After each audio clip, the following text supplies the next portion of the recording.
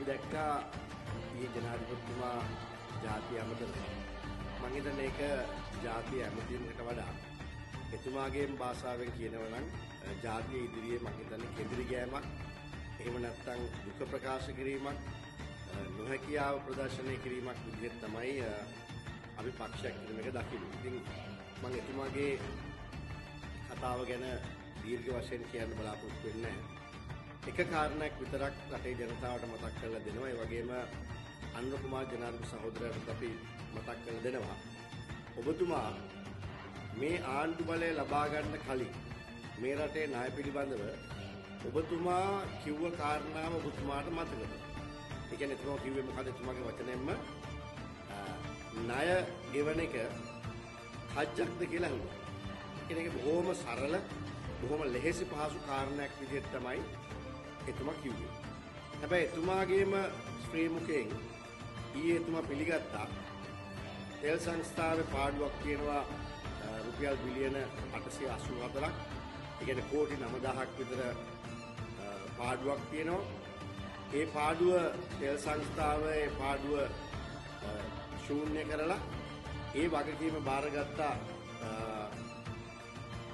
Pressure එක බාරගත්තා. හැබැයි ඒක පියව ගැනීම වෙනුවෙන් අපිට තෙල් වලට බදු ගහන්න වෙනවා. ඒ බද්ද ඉදිරියේදී තියාගන්නවද නැද්ද කියන එක ලාභ පාඩු මත ලෝක වෙළඳපොලේ මිල උච්චාවචනයත් එක්ක තීන්දුව කරන්න වෙනවා. එතුමාගේ ප්‍රකාශයෙන් කියනවා නම් ලාභ වෙනවා කියලා කියන්නේත් නැහැ, පාඩු වෙනවා කියලා කියන්නේත් නැහැ, ජනතාවට සහනයක් දෙනවා කියලා කියන්නේත් නැහැ, මිල අඩු කරනවා කියලා කියන්නේත් නැහැ, මිල වැඩි කරනවා කියලා කියන්නේත් නැහැ. ඉතින් අපි අහනවා රටට එවැනි නායකයෙක් අවශ්‍යද?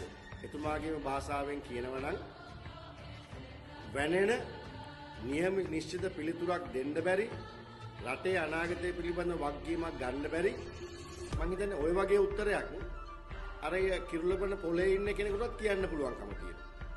තෙල් වලට මොනවද වෙන්නේ කියලා අහුවොත් එහෙම ඔව් ගණන් වැඩි වෙන්නත් පුළුවන් අඩු වෙන්නත් පුළුවන්. ඉතින් මෙවැනි උත්තරයක් තමයි ඊයේ අනුර කුමාර ජනාධිපති සහෝදරයා ණය ගෙවන එක කජ්ජක්ද කියලා අහපු තුමා කෙඳිරිල්ලක් තමයි අපට ඇහුනේ. ඉතින් අපිට දැන් සිද්ධ වෙයි මම හිතන්නේ ඉදිරියේදී පාර්ලිමේන්තුවේදී රටේ ප්‍රශ්නයක් වුණාම කෙඳිරි ගාපු අනුර කුමාර ජනාධිපති සහෝදරයා මින් ඉදිරියට සතිපතා සමහර ලාවට ජාතිය අමතලා කෙඳිරි ගන්න පටන් ගනී.